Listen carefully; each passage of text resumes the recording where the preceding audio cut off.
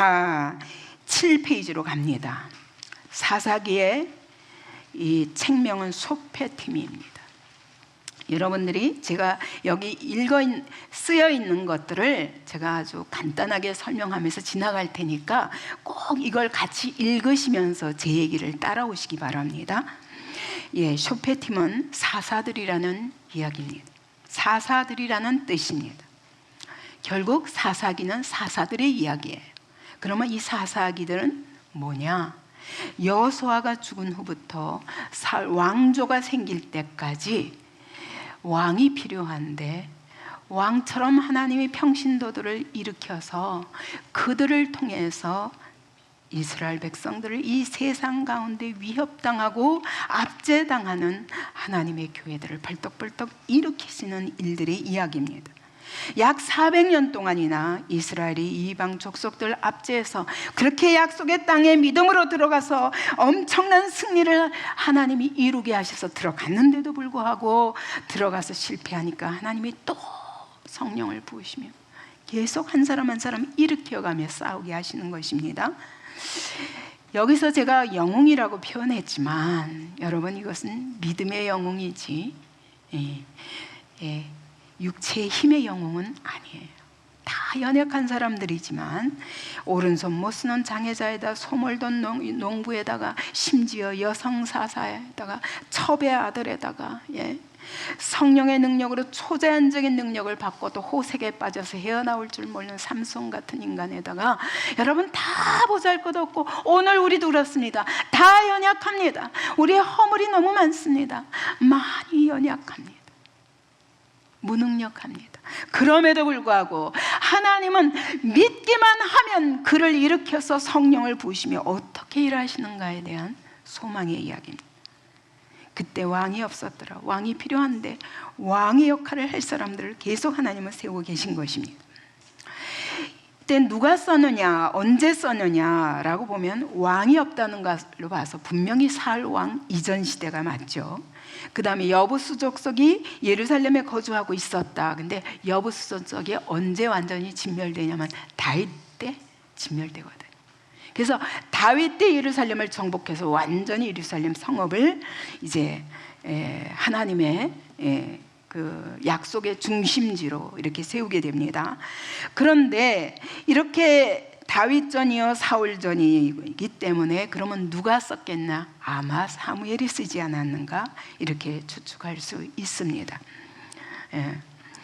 자, 그러면 사사기를 기록한 목적을 세 가지로 얘기할 수 있습니다. 왜 약속의 땅에 들어가서, 왜 이스라엘은 가서 정말 하나님이 약속하신 그 축복과 그 놀라운 영광을 누려야 되는데 실패했는가? 왜 영적으로 점점 쇠퇴하는가? 이것을 후손들에게 이야기하기 위한 책입니다. 그렇게 했더니 이스라엘 공동체가 대적과 싸워야 되는데 대적과의 싸움을 포기하고 나니까 어떻게 해요? 교회끼리 싸우느라고 정신없어요. 그러면서 그렇지 않아도 세상에서 살아남기 힘든데 하나님의 교회가 교회들끼리 서로 싸우고 있어요. 전 이건 너무 안타까워요. 저는 혹시 허물이 있는 목사님들이라도 어떻게 하든 부추기고 일어나서 같이 하나님의 교회를 세워야 된다고 생각합니다. 근데 심지어 기독교 안에 목사들을 비판하기 위한 사이트와 그런 복음신문까지 만들어서 목사들을 조롱하고 개인의 비리를 들춰내고, 물론 그것은 들춰내야 되지만 세상에 드러낼 일은 아니죠. 똑같은 거예요. 이스라엘 총회와 베냐민 지파가 싸우는 거나 하나님의 교회 안에서 서로 비난하며 좌우 온갖 이념과 세상의 것들을 끌어들이면서 복음을 무너뜨리는 것은 우리 스스로 죽여가는 것입니다. 형제들의 싸움인 것이 이런 시대가 되어버렸습니다. 그래서 결국은 하나님의 교회가 무너지는 것이 세 번째, 그런데도 불구하고 하나님은 그 속에서도 계속 자기 백성을 건지세요. 하나님의 교회가 무너질 쯤에서 또 일으키시고 또 일으키시고 또 일으키시고 이야기해요. 오늘 참 이 시대를 보면 하나님의 교회가 너무너무 안타깝습니다. 제가 지난번에도 사사기 설교하면서 제가 미국에서 봤던 그런 미국 교회의 현상도 이야기했고, 그런데 비록 이렇지만 하나님은 하나님의 교회를 일으키실 것입니다. 어떤 개인이라도 어떤 개교회라도 하나님은 일으키셔서 이 시대가 싸워야 할 싸움을 싸우기를 원하십니다. 그런 저와 여러분, 이 더빗교회가 되기를 간절히 원합니다. 사사기의 주제는 두 가지입니다. 그러므로 인간은 끊임없이 실패해서 죽을 수밖에 없는 자리에 놓이지만 끊임없는 죄악의 사이클을 반복합니다. 그런데 하나님은 포기하지 않으시고 또 구원하시고 또 구원하시고 또 구원하시고, 이것이 그래서 사사기는 실패의 역사이자 또한 은혜의 역사인 거예요. 자, 예수님은 십자가에서 큰 구원을 이루시고 하나님의 교회에다가 복음과 함께 이 세상을 구원하라고 복음을 맡기셨어요. 너희는 모든 족속으로, 너희는 가서 모든 족속으로 제자를 삼아 아버지와 아들과 성령의 이름으로 세례를 주고, 그리고 내가 너희에게 가르쳐 분부한 모든 것을 가르쳐 지키게 하라 라고 명령하셨습니다. 이제 하나님의 교회가 아무리 여러분 왕이 없는 것 같이 보여요, 세상의 눈으로 보면. 그러나 오늘 우리에게 말씀에 검이 있습니다. 하나님의 성령이 우리와 함께 하시며 끊임없이 사사들을 일으키셨던 것처럼 오늘 우리도 일으키고 계십니다. 이 예수님의 초림 이후 재림까지의 기간은 왕이 없는 혼란의 시대이지만 하나님은, 그리스도는 육체는 올라가셨어요. 그죠? 아예 올라가셔서 육체가 안 보여요. 그리스도의 육체가 안 보여요. 성령으로 오셔서 일하시지만, 말씀으로도 일하시지만 안 보여요. 그죠? 그런데 이 땅에 예수 그리스도의 육체를 남겨놓으셨습니다. 어떻게? 어떻게? 교회입니다. 그래서 그리스도의 몸이라고 교회를 말하는 거예요. 여러분, 그렇기 때문에 교회는 세상이 볼 수 없는 그리스도를 눈으로 볼 수 있도록 살아내야 합니다. 그렇습니까? 안 그렇습니까? 예. 이게 하나님의 교회의 사명인 것입니다. 이 사명에 다시 한번 눈을 뜨시기 바랍니다. 예. 그래서 우리는 우리의 삶 자체가 그리스도의 삶을 드러내야 합니다.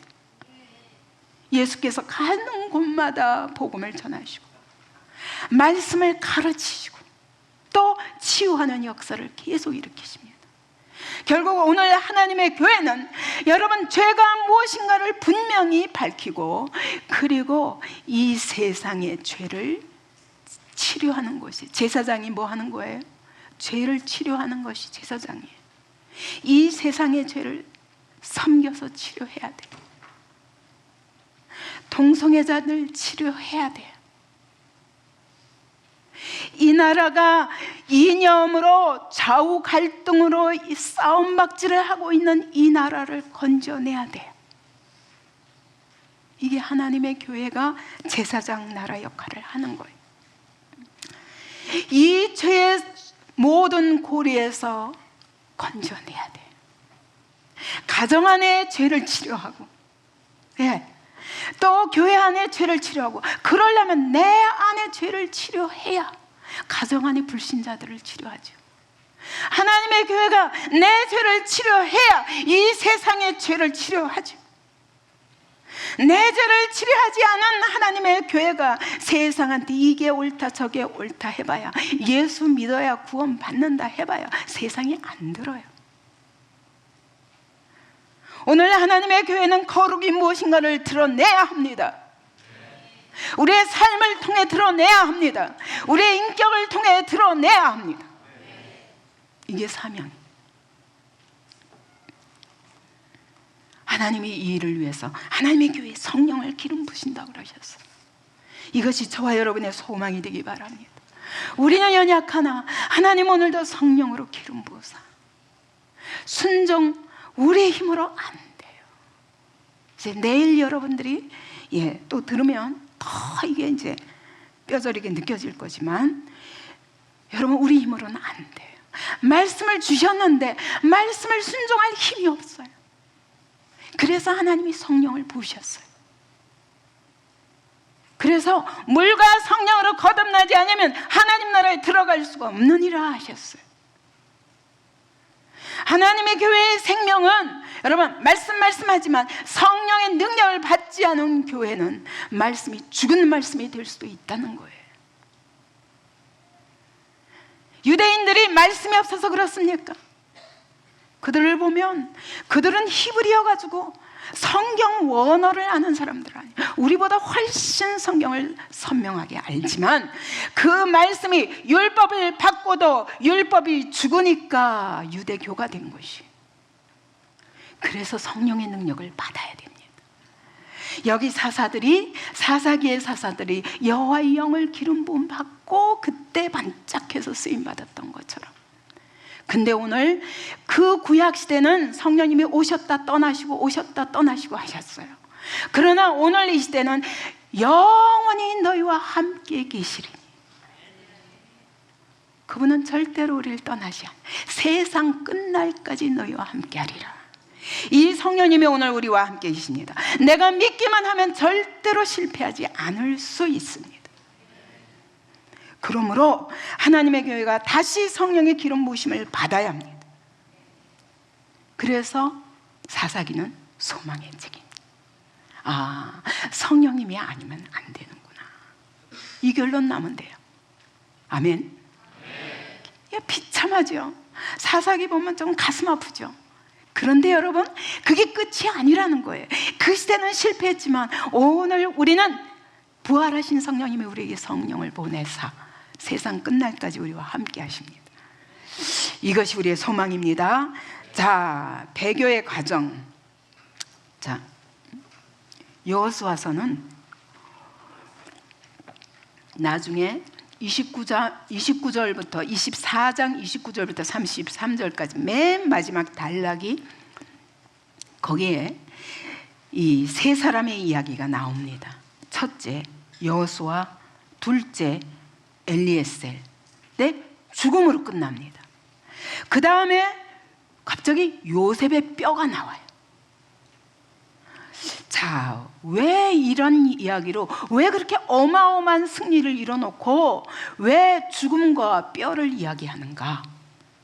첫째, 여러분, 여호수아가 정복의 사명을 다 마치고 자기 기업의 땅에, 여호수아는 에브라임 지파였습니다. 에브라임 지파의 땅에 묻혔더라. 아니, 그래서 그 땅에 묻혔는데 그게 무슨 이야기입니까? 라고 할 수 있어요. 근데 이걸 기억해야 돼요. 옛날에는 아브라함이, 하나님이 이 가나안 땅을 약속하셨거든요. 그때부터 약속한 땅을 이렇게 수백 년 만에 드디어 차지했거든요. 그런데 여호수아는, 아브라함과 여호수아의 차이가 있는데, 아브라함은요 자기 땅에 묻히기 위해서 어떻게 했어요? 막벨라 굴을 샀죠. 그죠? 돈 주고 샀어요. 자기도 묻히기 위해서 그 약속을 영원히 이 땅은 우리는 아주 어마어마한 돈을 줘가면서 샀어요. 이렇게 많은 후손들이 묻혔어요. 근데 요셉은 어디서 죽었어요? 애굽 땅에서 죽었잖아요. 그러니까 요셉이 부탁했어요. 절대 나 묻지 마. 애굽 땅에 묻지 마. 내 뼈를 그대로 보관해줘. 그랬다가 너희가 애굽에서 나갈 때에 내 뼈를 들고 나가 라고 부탁했던 거예요. 자기 후손들에게 죽으면서도. 그랬더니 그 후손들이 그 뼈를 몇 년 동안 오래오래 400년이 지나도록 그 뼈를 보관했어요. 나는 진짜 이스라엘 백성들은 이게 하나님께 직접 받고 이 받은 그 은혜들이 있어서 절대로 지키는 거예요. 이 지키는 건 기가 막히게 지켜요. 그래서 그 후손들도 요셉을요 절대로 땅에 안 묻었어요. 그리고 그 뼈를 보관했다가 애굽에서 나올 때, 출애굽할 때 그 바쁜데 애굽에 바로에게 쫓기고 얼마나 힘들어요, 그죠? 그러니까 이거 다 버려놓고 올 수 있는데 그게 아니라 그걸 잘 모셔가지고 갖고 나가는 거예요. 그래가지고 여기 와서 요셉의 지파가 유다 지파니까 예? 거기다 묻었어요. 요셉 지파의 땅에다가 묻었어요. 그래서 여기서 말하는 야곱도 그랬거든요. 자기가 죽은 다음에 그렇다고 자기 무덤을 위해서 땅을 샀었어요. 이전에는 가나안 땅을 사가지고 묻혔는데 이제 여호수아부터 어떻게 했다고요? 요셉의 뼈부터 그 땅에 묻었더라. 영원한 하나님의 약속이 이루어진 거예요. 그죠? 가나안 땅에 하나님의 약속이 이루어진 거예요. 이제는 내 땅이야. 이제 이스라엘의 땅이 된 거예요. 이제는 돈 주고 살 필요가 없어요. 다 정복했어요.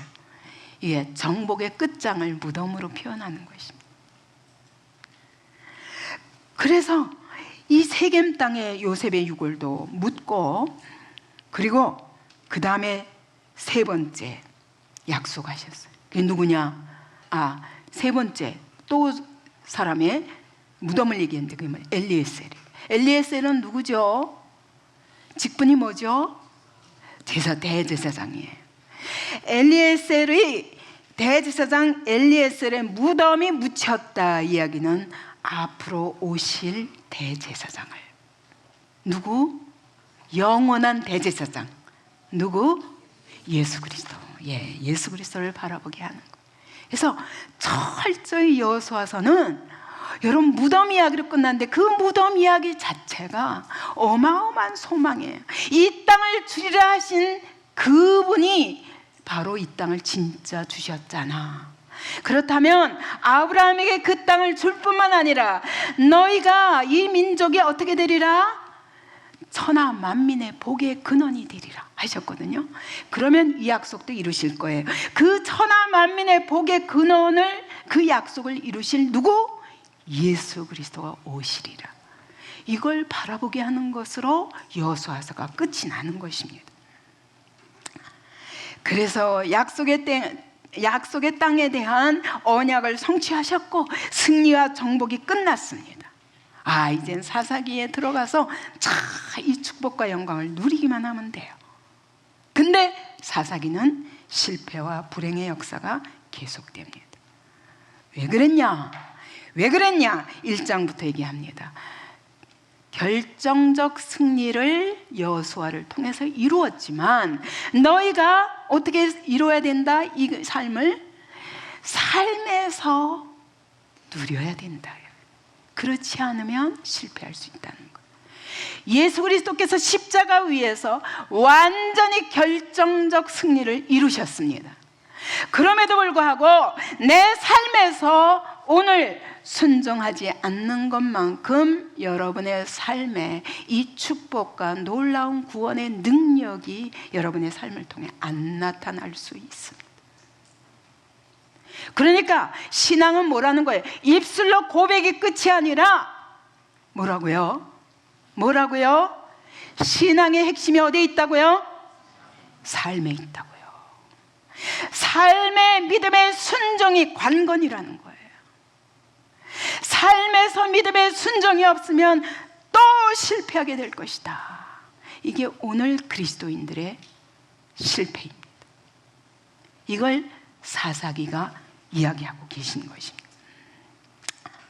그래서 우리는 오늘도 예수 그리스도께서 십자가에서 다 이루셨다. 예수 믿으면 그냥 축복 그러더니 왜 우리가 이래? 라고 하지만 여러분, 내 삶의 순종은 어떻습니까? 여러분의 삶의 순종이라는 게 뭐예요? 결국 둘 중에 하나예요. 자기 소견에 좋은 대로 살든지 아니면 말씀대로 살든지. 순종이라는 게 딴 게 아니에요. 여러분, 삶의 원리가 여러분 하나님 말씀입니까? 아니면 내 눈에 보기 좋은 대로 세상 사람들이 보는 그 눈 그대로 사십니까? 정직하게 자기 가슴에 손을 얹고 생각해 보세요. 어느 쪽입니까? 여러분의 삶에 실패가 있다면 그것은 예수 그리스도께서 이루어 놓으신 승리가 능력이 없어서가 아니라, 완전하지 않아서가 아니라, 오늘 내가 믿음으로 말미암은 순종을 하지 않는 한 여러분의 삶에 아무 능력도 나타나지 않습니다. 그러나 어쨌든 믿음의 순종을 할 때 하나님이 일하시는 걸 경험할 수 있습니다. 여러분 한번 해보세요. 해봐야 이 맛을 알아요. 그러면 믿음으로 산다는 것이 어떤 건지 여러분 경험할 수 있습니다. 그래서 히브리서 4장 1절부터 2절까지 우리 같이 읽어봅시다. 자, 이걸 히브리서는 이렇게 요약하고 있습니다. 히브리서 4장 1절부터 2절까지 시작. 그러므로 우리는 두려워할지니 그의 안식에 들어갈 약속이 남아있을지라도 너희 중에는 혹 이르지 못할 자가 있을까 함이니라. 그들과 같이 우리도 복음 전함을 받은 자이나 그든 바 그 말씀이 그들에게 유익하지 못한 것은 듣는 자가 믿음과 결부시키지 아니함이라. 여러분 신약이 그대로 정확하게 말씀하고 있는 거예요. 분명히 안식에 들어간다고 약속하셨어요. 근데 왜 안식이 안 되고 실패하느냐? 믿음과 연합하여 하나님의 말씀을 내가 믿음과 말씀으로 믿음을 딱 붙잡아서 여기서 결합한다고 그랬는데, 이 결부시킨다는 게 뭐냐면 여러분 악교로 붙이듯이 딱 붙여요. 말씀을 믿음으로 여기다가 악교를 붙이듯 내게 딱 붙여버리면 말씀이 내 안에 살아서 말씀이 역사하시는 거예요. 그러면 내 삶의 말씀이 그대로 내 인격과 삶에 드러납니다. 근데 이걸 못해요. 말씀 따로 이거는 주일날 예배 드릴 때만 갖고 와서 보고 졸립지만 예배 시간 겨우겨우 지내다가 집에 가면 이것도 얹어놓고 다음 주일날 오는 것이 아니라, 이 말씀이 믿음으로 말미암아 내 것이 되어서 어디로 가나, 여러분이 직장으로 가든지 가정으로 가든지 학교로 가든지 세상에 어디로 나가든지 사업을 하든지 무엇을 하든지 이 말씀의 원리가 내 삶의 원리가 된다면, 여러분 이 말씀의 능력이 여러분의 사업에, 여러분의 직장에, 여러분의 학업에, 여러분의 모든 삶 위에 나타날 줄 믿습니다. 이게 신앙생활이라. 이거에 실패한 것이 바로 이스라엘의 실패라고 말씀하시는 거예요. 그래서 그 다음에 결국 여기에 실패하면 결국 세상 사람과 똑같이 살게 되는 거예요. 그래서 이스라엘 백성이 여러분 가나안 사람들과 똑같이 살더라. 이해가 안 가죠? 아니 어떻게 그럴 수 있지? 근데 여러분 그것이 저와 여러분이라고요. 오늘 우리의 모습이라. 자, 오랜 방황 끝에 들어갔습니다. 가나안 땅에 들어갔더니 자 40년 동안 먼지 뒤집어 쓰고 사막에서 구름 기둥과 불 기둥과 만나를 내려주시면 먹고, 하루 그날 먹고, 물이 없어서 또 울부짖으면 또 물 주시고, 우물도 없어요. 예? 밭이 있어야 뭐 이렇게 심어서 이걸 뭐 하지, 그런 게 뭔지를 몰라. 사막밖에 없으니까. 그러던 사람들이 가나안 땅에 들어와 보니 아니 이 사람들이 농사 짓고 사는 거예요. 이 땅에서 그냥 곡식이 자라요. 얼마나 부러웠겠어요. 와 기가 막히구나. 농사를 지어봤어야지. 그 농사 지으려면 가나안 사람들의 도움이 필요한 거예요. 그래 가나안 사람들 얘기 들어가면서 여러분도 그렇죠? 예, 여러분은 아무리 믿음 하고 가도 예, 직장에 가보면 여러분보다 훨씬 위에 사람들이 많고, 나보다 세상을 더 잘 아는 사람들이 많고, 사업을 어떻게 하면 이 세상에 승리할 수 있는지 비결 잘 아는 사람 많고, 그러면 이제 거기에 귀를 기울이는 거예요. 하나님 말씀 보면 너무 무력해 보여. 이 현실과 너무 거리가 많아. 그래서 에이 말씀은 말씀이고 현실은 현실이지. 먼저 이거부터 살고, 먼저 좀 승진 좀 하고, 먼저 좀 이거 성공 좀 하고, 그리고 나서 얼마든지 내가 하나님을 위해서 돈 벌어서, 그래가지고 하나님께 영광. 아니, 그게 무슨 영광이에요? 하나님이 돈이 없으셔서요? 돈도 이 세상의 모든 만물이 그분 거예요. 돈 필요 없어요, 하나님. 여기서부터 실패하는 거예요. 그래서 가난한 사람 줄줄 따라다니며 가난한 사람 진멸하다가 생각하니까 필요해. 같이 살자 그러다 나중에는 핍박받는 것이죠. 꼭 우리 모습 아닙니까? 아니에요? 계속 이렇게 살아야 될까요? 예, 여러분은 영리하신 분들이니까 이제 사사기가 끝나면 절대 속지 않기 바랍니다. 하나님 말씀은 어제나 오늘이나 영원토록 동일하시니라. 여러분, 이 세상을 사랑하지만 세상도 지나가고 다 지나가는 것입니다. 그러나 하나님의 말씀은 영원히 무너지지 않는 것입니다. 그런 사람만이 후회하지 않습니다. 여러분, 요 10대에 헌신한 사람들이 여러분의 평생 5, 60년 여러분 하나님 말씀에 투자하면 여러분이 인생에 어마어마한 상들이 쌓일 것입니다. 절대 이것을 이루는 과정에 세상과 거꾸로 가기 때문에 어려움은 있지만 절대로 하나님은 승리하게 하십니다. 그러나 당장 눈앞에 보기 좋은 성공과 당장 좋은 대학, 좋은 대학이 밥 먹여주나요? 좋은 직장이 여러분을 행복하게 하십니까? 여러분의 인생을 성공하게 할까요? 아니에요. 다 지나가는 것들이에요. 다 무너지는 것들이에요. 이제 여러분들이 여기에 눈을 뜨고 나면 오늘 눈앞에 보이는 현실보다 무엇이 더 중요하다? 하나님의 말씀이 더 중요합니다.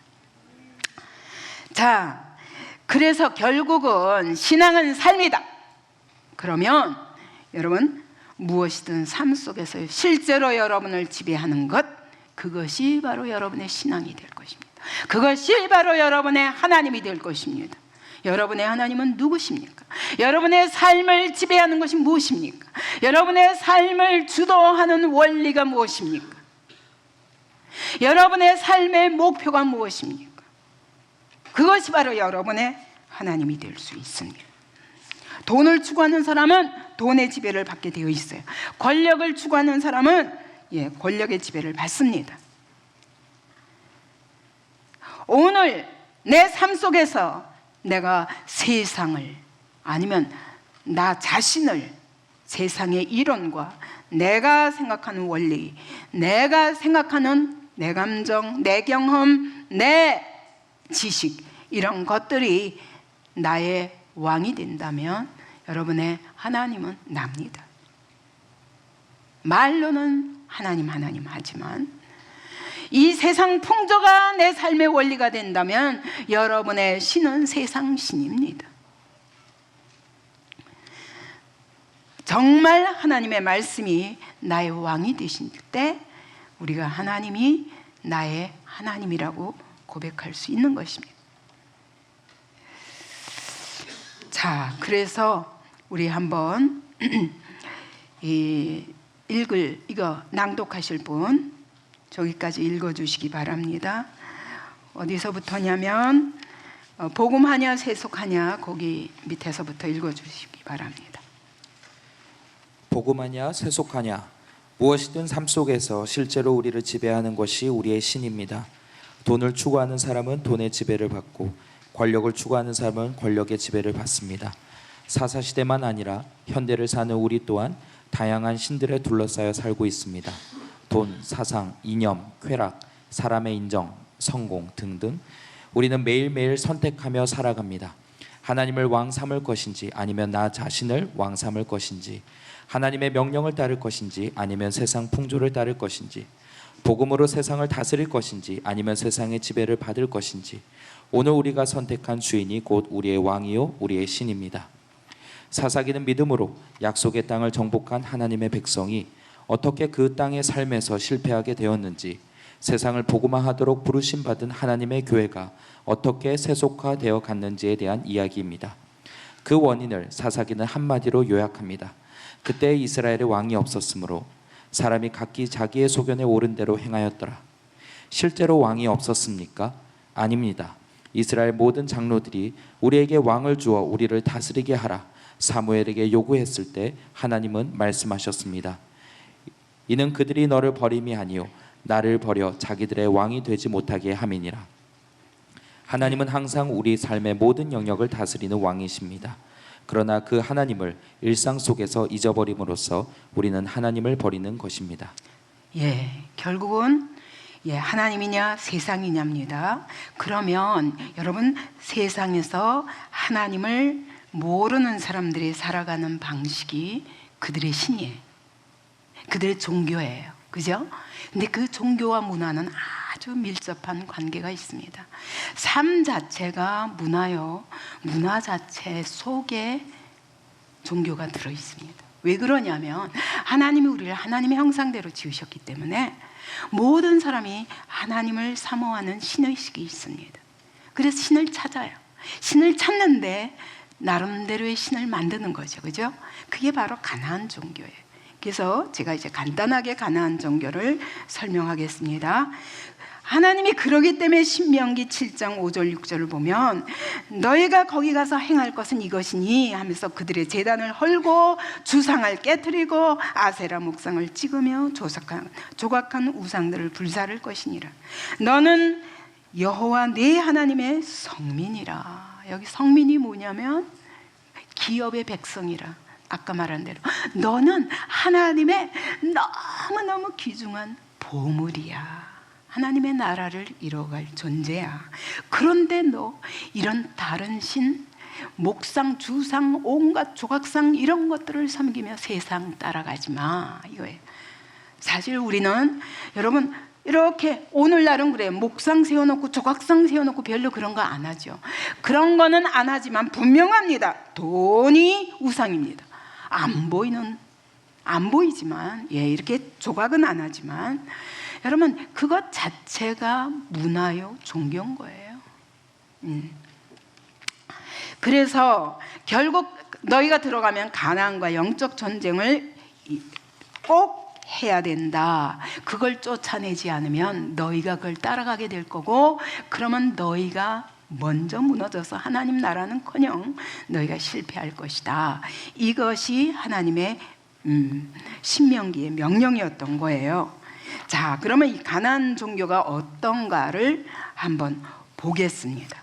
그거는 그 맨 밑에 가나안의 종교와 문화, 거기 맨 밑에 10페이지 맨 밑에 보면 가나안의 바알 숭배는 이스라엘의 제사의식과 매우 비슷하다고 그랬어요. 꼭 희생제사가 있어요. 그 다음에 여러분 절기가 있어요. 어쩌면 그렇게 똑같아요. 왜 그러냐면 여러분 농사 지으려면요 농사 절기가 있어요. 그래서 24절기를 만들어 가지고 여러분 그 농사 짓는 것이 각 나라마다 기후에 따라서 달력이 있거든요. 그걸 따라가요. 근데 원래 여러분 여호와 신앙 자체가 절기가 있잖아요. 근데 그 절기도 농사를 따라 있긴 있습니다. 근데 이게 철저히 하나님 중심이에요. 근데 하나님이 빠지니까 다른 신이 들어가는 거죠. 그러니까 살아가는 건 종교는 비슷해. 결국은 복음이 변질된 거예요. 이제 여러분이 자세히 보면 이걸 알게 됩니다. 그래서 이들은 농사를 짓다 보니까 뭐가 중요하냐면 이스라엘 백성들은요 목축업을 했어요. 왜냐하면 계속 다니면서 계속 이제 가축을 키우는 거였는데, 양을 키우고 그런 거였는데 이들은 농사가 중요해요. 그러니까 농사에 제일 중요한 게 뭡니까? 비. 비가 그들의 축복의 관건이라고 믿었던 거예요. 그래서 이제 그들이 만든 신화가 있어요. 바알 신화가. 자, 바알 신화를 제가 설명해 드립니다. 그들에게는요, 제일 첫째가는 신이 있는데 그게 엘이에요. 사실 우리 하나님이 엘로힘이잖아. 근데 그들은 엘이라고 그래서 똑같이 신이에요. 하나님이에요. 그가 만물을 창조라는 거예요. 창조자라는 거예요. 근데 그 엘한테 아내가 있다는 거예요. 그 아내가 아세라예요. 그래서 이 엘신과 아세라 신과 자 이렇게 해서 낳은 자식이 70명이나 되는데 70명의 신이에요. 그래서 모든 신들이 바로 엘신과 아세라 신의 아들 딸들이라는 거예요. 그런데다가 여기서 제일 중요한 게 바알신이에요. 왜? 바알은요, 하늘과 땅을 주관하는 신이요, 비를 주관하는 신이라고 그들은 그렇게 만들어 놓은 거예요. 근데 이 바알이 무슨 뜻이냐면, 여러분, 주라는 뜻이에요. 주인이라는 뜻이에요. 우리가 주님을 뭐라고 불러요? 주 예수 그리스도 그러잖아요. 그러니까 이상하죠. 여러분 잘 보면요, 거의 비슷해요. 자, 또 그 다음에 보면, 그래서 이 바알이 바로 땅의 주인이요, 하늘의 주인이야. 그러니까 비를 그가 주관하고 있기 때문에 풍작이냐 홍작이냐는 이 바알에게 달렸다는 거예요. 그래서 그를 형상으로 만들어야 되는데 어떻게 만드냐? 소의 형상으로 만들었습니다. 여기 바알 신상 나오죠? 소 얼굴이죠? 왜냐하면 소는 힘이 있고요, 농사에 아주 중요한, 없으면 안 되는 존재잖아요. 그죠? 그리고 지금 그 옆에는 발굴될 바알 신상에는 한 손에는 이걸 우레를 들고 우레로 비를 내리게 한다는 거예요. 그 또 한 손에는 여기 창을 들고 그렇게 하늘과 땅을 주관한다고 그렇게 믿었던 거예요. 그 벼락을 내리치어서 비와 구름을 주관하는 풍요와 번영의 신이라고 믿었습니다. 그래서 이제 거기에 또 여성 신 아세라 신이 있는데 이게 어머니잖아요. 또 아스타롯과 아낫은 딸이라는 거예요. 근데 이제 이게 막 섞여서 지금 여기 세 가지 그림이 나와 있지만, 어떤 데서는 이쪽이 아낫이라고 그러고 이쪽이 또 아스타롯이라고 그러고 뭐 아세라가 이렇다고 그러고 셋이 막 섞어서 써요. 어차피 여성신 한 가지를 얘기해요. 이렇게 하는데, 자, 중요한 거는 이 바알 신이 죽음의 신 모트에게 죽임을 당했다는 거예요. 마치 예수님이 십자가에 못 박혀 죽으신 걸 이렇게 상징하는 것처럼 얘기합니다. 그래서 이 바알 신이 죽으니까 7년 동안 모트가 이 죽음의 신 사단이 다스리는 동안에는 이 땅에 큰 흉년이 있다는 거예요.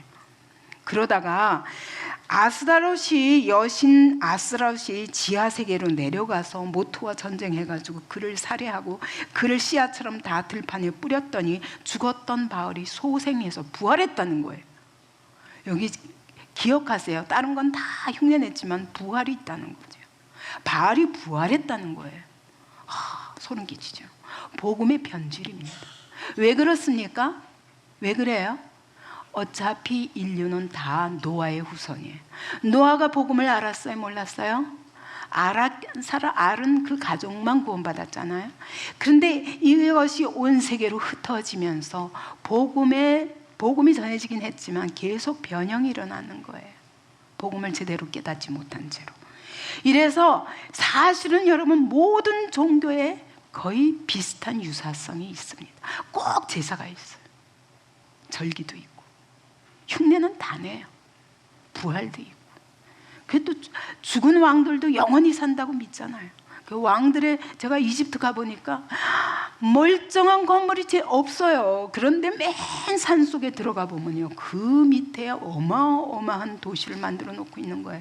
도시라고 말할 수는 없지만 아무튼 왕들의 무덤이 최고로 사치하고 인간이 사는 데는요 거의 지붕도 잘 없고 너무 비참해요. 이렇게 이런 문화가 있어요. 그래서 이 부활해서 바알이 다스렸더니 이 세상에 풍년이 왔다는 거예요. 그래가지고 이것들을 하기 위해서 자, 한번 어떻게 제사 드리는가 볼까요?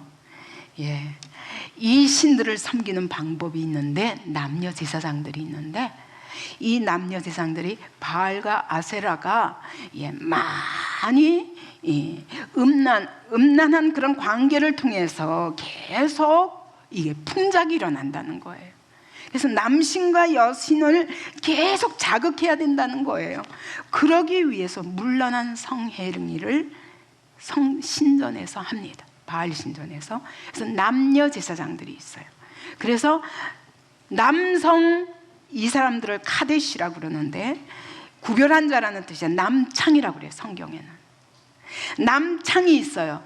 그러면 여기 제사 드리러 온 여성들과 여기서 음란한 행위를 함으로 이 바알과 아세라 신의 성행위를 통해서 이 땅이 풍요해진다는 거예요. 그 다음에 여성 제사장들이 있어요. 거기에 남성들이 제사 드리러 가면 거기서 음란해요.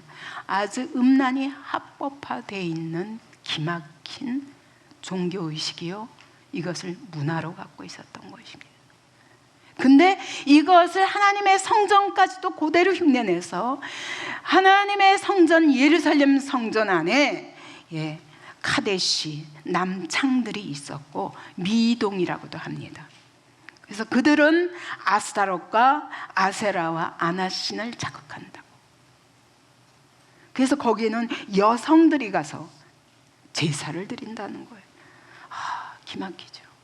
그러면 거기서 여성들은 와가지고 아세라를 위해서 휘장을 짠다고 열왕기하 23장 7절에 나와 있습니다. 그러니까 여러분, 이스라엘의 부패 정도가 나중에는 어떻게 가는지 알겠죠? 무섭습니다. 이렇게 해야 풍년이 든다는 거예요. 두 번째 의식이 있습니다. 자기 몸을 상하게 하는 애도의식입니다. 그건 뭐냐면 죽음의 신 이 모투와 그 풍년을 가져오는 신 바알과 싸우는데, 이 모투에 의해서 바알이 죽었던 기간 동안 흉년이 왔기 때문에 이것을 계속 치면서 바알이 이기도록 응원을 해야 된다는 거예요. 그래서 애도의식이 있어요. 왜? 바알이 죽은 것을 애도하며 바알이 부활하기를 계속 구하면서, 에이, 그런 게 무슨 있을까라고 생각하죠. 성경에 있어요. 어디에? 열왕기상에 보면요, 엘리야가 얼마나 답답하면 엘리야 혼자서 이 싸움을 하잖아요. 이스라엘 백성에게 너희가 믿는 하나님이 살아계신 하나님인데 왜 바알과 제사장에게 제사하느냐 하면서, 자, 이게 제물을 쌓아놓고, 자, 너희 기도해봐. 그랬더니 바알과 아세라 이 선지자와 제사장들이 다 와서 850명이 그 앞에서 막 난리를 하고 자기 가슴을 치고 그럽니다. 그래서 여기 열왕기상 18장 28절 누가 읽어보세요. 아니, 그쪽이 아니라 여기가 제가 읽겠습니다. 그들이 받은 송아지를 가져다가 잡고, 이것은 바로 열왕기상에 나오는 이야기예요. 바로 엘리야 이야기 때 그들이 받은 송아지를 가져다 잡고 아침부터 낮까지 바알의 이름을 불러 이르되, 바알이여 우리에게 응답하소서 하나 아무 소리도 없고 아무 응답하는 자도 없으므로 그들이 쌓은 제단 주위에서 뛰놀더라. 정오에 엘리야가 조롱하여, 그래 큰 소리로 불러봐. 그가 신이냐? 그러면 잠깐 묵상하고 있나? 잠깐 나갔는지 길을 행하는지, 아니면 잠들어서 깨워야 되면 깨워 하고 조롱했어요. 그랬더니 그래도 바알이 응답이 없잖아요. 그들이 큰 소리로 부르고 그들의 규례를 따라 피가 흐르기까지 칼과 창으로 그들의 몸을 상하게 하더라. 이게 바알과 아세라를 섬기는 종교의 제사의식입니다. 그때 엘리야가 그래도 아무 답이 없으니까 완전히 하나님께 구합니다. 물 또랑을 3번 돌도록 그렇게 물을 부어도 거기에 불이 붙죠. 하늘에서부터 불이 떨어져서. 그때 이스라엘 백성이 그 자리에서 다 엎드려서 하나님이 살아계시는구나, 이 기막힌 장면이 바로 바알과 아세라와 이 선지자들과 싸우는 장면인 거예요. 엘리야가. 그리고 승리하고 나서 그 850명을 다 쳐 죽이잖아요. 그죠? 이게 바로 성경 시대에도 그대로 있었다고. 이스라엘 백성이 이 짓을 따라하고 있었다고. 심지어 세 번째로는 자기 자녀들을 죽여 우상에게 제물로 바치고 불 가운데 지나가게 하는 인신제사도 있었어요. 이거를 신명기 18장 10절, 열왕기 하 21장 6절, 에스겔서 16장 20절, 예레미야 7장 31절에 다 나와. 내 자식 죽여서 바쳐서라도 내가 잘되기 원하는 게 바로 이스라엘 사람들의 생각이었으니 기가 막히죠. 하나님이 너무너무 안타까운 거죠.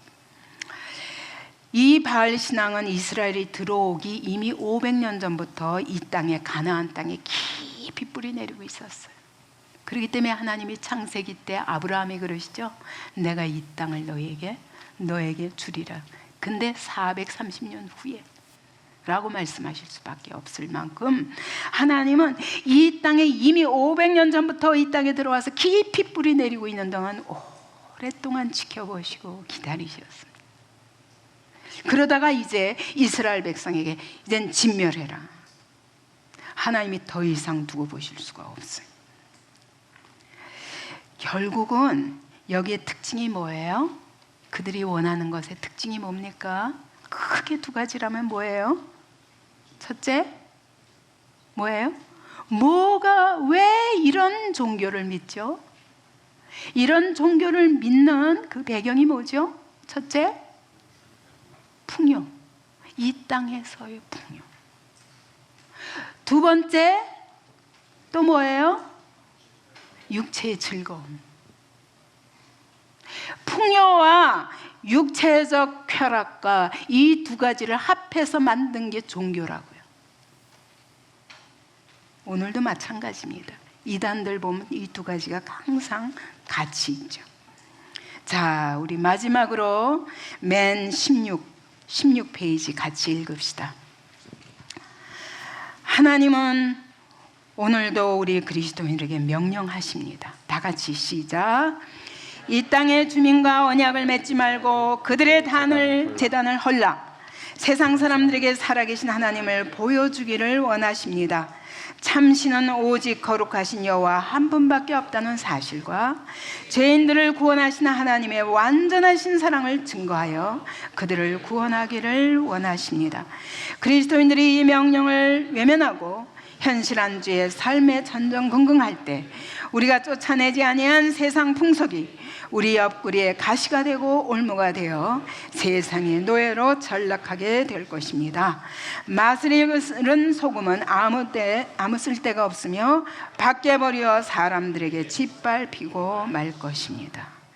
여러분, 오늘 우리의 전쟁은 다른 전쟁이 아니라 여러분, 결국은 하나님이냐 세상이냐, 말씀이냐 사람 눈에 보기에 좋은 대로 사는 삶이냐, 이 싸움이에요. 여러분, 신앙생활이 막연한 게 아닙니다. 영적 싸움이라는 게 막연한 게 아니에요. 하나님의 약속의 말씀을 붙잡고 내 눈에 보기 좋은 대로가 아니라 이 세상의 눈이 아니라 하나님의 눈으로 보고 하나님의 말씀을 붙잡고 이 가치관의 전쟁을 해야 되는 것입니다. 결국 이 세상을 복음으로 정복할 것인가, 아니면 이 세상을 쫓아가다가 세상의 노예로 살 것인가.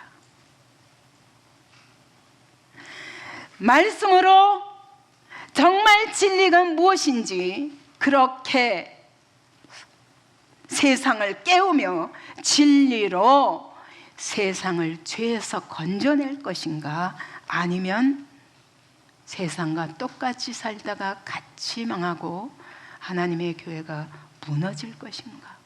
이것이 바로 우리 싸움의 핵심입니다.